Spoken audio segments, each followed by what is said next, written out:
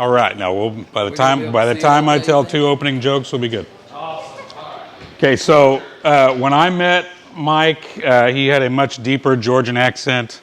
We've known each other a really long time. I really am thankful for the invite. So I'm a teacher by trade. So yes, I'm the dork that brought the projector and the slides. I've been really incredibly distracted tonight listening to the presentations. Not because they weren't any good. They've been fantastic. I feel like I'm going to take way more than what I'm going to give tonight. But the cameraman, every time he raises his hand, I think it's a student in the back of the room. So I'm kind of falling back on some of those old things. So tonight I've entitled this Be a Ship Captain. And what this is about really is leaving poverty. We'll dive in. So why are we even talking about poverty? Why is it a discussion? I'm in a room where you guys know, I'm talking to a crowd that doesn't probably need to hear some of this, but poverty affects 1,200 people in the United States. Okay, that doesn't sound like a lot. 12 out of 100, that's 12%. Let's downshift, let's talk about the town we're in. So the Census Bureau has West Frankfort at 3 out of 10, but they have an asterisk next to the number because they feel that there might be skewed data.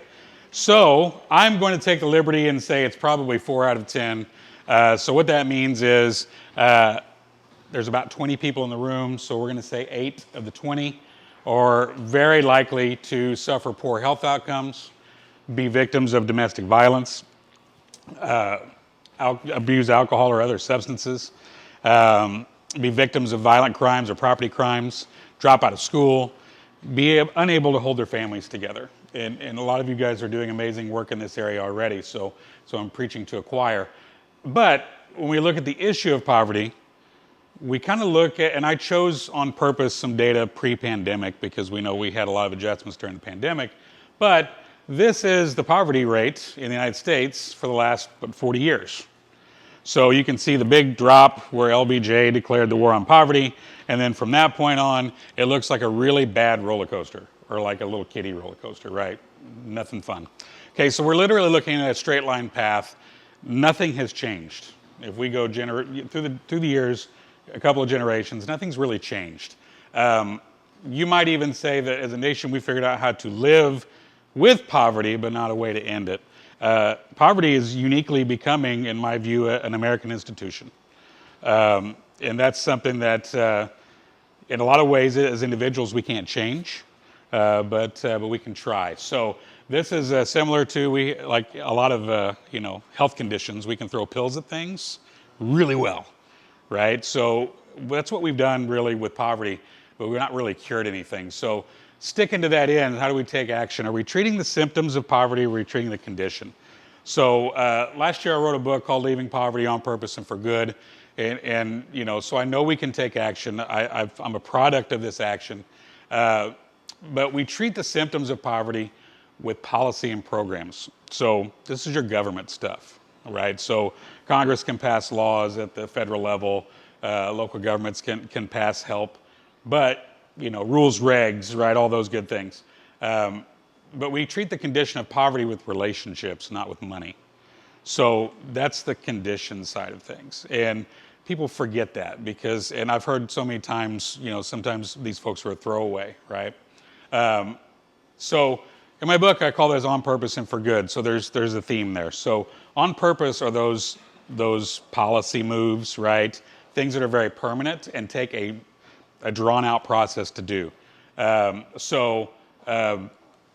Policy is that it only goes so far. You can only do so much with that for good is those relationships. Those things last for a lifetime. Those mentors, those people that changed you, that picked you up whenever that you needed a hand, right? So those things last forever. So why me? Why am I the one to deliver this message? Because I did leave poverty on purpose and for good. Otherwise, I wouldn't have wrote a really skinny book about it, which don't go out and try to buy. It's free on Kindle Unlimited. Just read it for free. So I'm a product of generational poverty. So the social science definition of that is 2 generations back. Okay, so I am much deeper than that. So my line of Casas in the deep hills of Tennessee, I happen to be the very first college graduate of any kind So my little associate's degree I got from Giant Logan College, I was the first. So yay, celebrate. Not yet. Okay, so but what that means is by every social indicator, I was at risk of a lot of ugly things, right? So dropping out of school, limited prospects for work or career, unable to build a thriving family, right? All these things that, kind of middle class folks see as automatic. That's just what you do. You go to college, you get a good job, you start a family. That is this middle class expectation. I have no understanding of that as a product of generational poverty. I was raised by my grandmother in a mixed family home, which means the door was open. So if there was a cousin or an aunt or an uncle, somebody needed to place a crash, that's how it worked. So that revolving door, a lot of the things that so many of you guys have talked about tonight was happening, right? So the stress of poverty was real. The survival of poverty was real.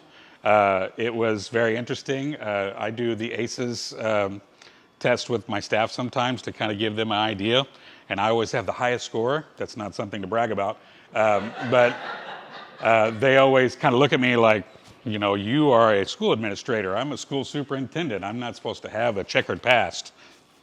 It happens, okay? So I had no relationship with my father, and I didn't even hear my mother's voice until I was 40. I was lucky enough to be the middle school principal of the year for Illinois a long time ago now, and she Googled me and found this out and contacted me. I'd never spoke to her, ever. And it was very strange, very awkward. My father was, a handful of times we tried to make it happen when I was a kid. Didn't work out. They were 19 and nearly homeless when they had me. So that means grandma's house. And then that's it, right? That's where I stayed. And I wouldn't have chosen any other way. I wouldn't be here tonight if I did. So we lived off Social Security checks and government programs. That's how we got by. I love talking about Reagan cheese. That's the first chapter of my book is called Reagan cheese. But we live off government commodities and things like that. So that's how we got by. Best grilled cheese sandwich ever. I'd challenge anybody to challenge that. But that's how you get by. That's that survival piece of poverty. So what I ask people to do to help kids like me or people like me, even adults like me, is to be a ship captain. So I don't really know anything about boats, but I do know something about ships. So individuals, we don't have a lot of impact on those policy things. We're not legislators, right? We don't get to go pound the halls of Congress and put bills in the hopper. We don't get to do those things. But we have people around us that we can be a ship captain for. So what does that mean? Mentorship. I think everybody here knows what a mentor is, right? But that's the first ship. So mentors, you've got to latch onto somebody. Don't let them go. And don't drive around tonight hollering at somebody on the street. You need a mentor. Don't do that. Start small. Start with your inner circle. You probably have somebody in your family or a family friend that you can see needs that somebody in their life. So you can be that person. Fellowship. So your mentees need to be around other people on the same path. So when I was in teacher school, everybody around me was either going to teacher school or were teaching. Having that network around somebody is a whole nother ship, okay? It's fellowship. So it makes a difference. It keeps you on the path, okay? I got to learn the middle class rules from those people, which I didn't have a clue about. Ownership, you've got to have an accountability system. So the last ship is ownership. So, how does your mentee own every success, every failure, all of it? It doesn't matter if it's good, bad, or indifferent. They have to own it. So that accountability piece keeps you on that path. And that's another for good piece that lasts forever. So when you have those skills, you don't have that backslide back into places where you used to be. So be a ship captain. So my ship captains helped me do a lot. So embrace a strong work ethic. I didn't have the skill to work really hard at something, accomplish it, and stand back and say, I did that. Okay, when you're in survival mode, you don't do those things. Okay, that's a hard piece that I get to travel all over the state. Last year I went to a lot of places talking to teachers. I do full day workshops on this stuff. And it's really hard for me to get them to understand that kids coming from survival is just the same as trauma, as someone was talking about earlier. You're inviting a kid into the room that you don't know, what's in the invisible backpack, so to speak. You don't know what they're coming with. Learn to speak the language of the middle class. This is a big one. Okay, I always tell teachers, you have to help your kids learn to be bilingual. Okay, so bilingual in the sense that you understand the language of poverty and survival, but in those institutions, you understand the language of the middle class, so you can be successful in those settings. So my old tired joke is, when I got to college, I had no idea what a bursar was. What are you talking? What is a bursar, right? But I had good people around me to say, dude, this is where you go, and that's what you do, and this is what you say. Because going to college is not just, doing the papers. You're learning a whole system that you didn't have any experience with, and it's a big deal. Desire advancement in work and life. I really, I didn't know that I would ever be a school superintendent. I thought I would teach forever, and that would have been just fine. And sometimes I really do miss it. But you're always growing and pushing and moving. But the best part of that is you want to do that for other people. So this is what having ship captains can be, mentorship, fellowship, ownership.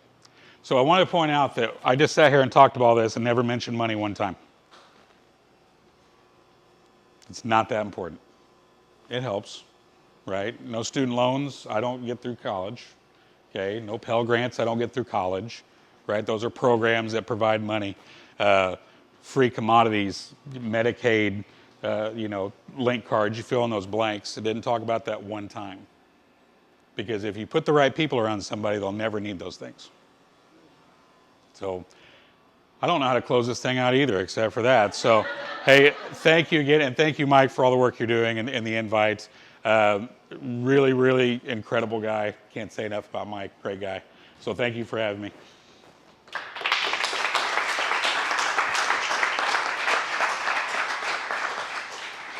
Awesome.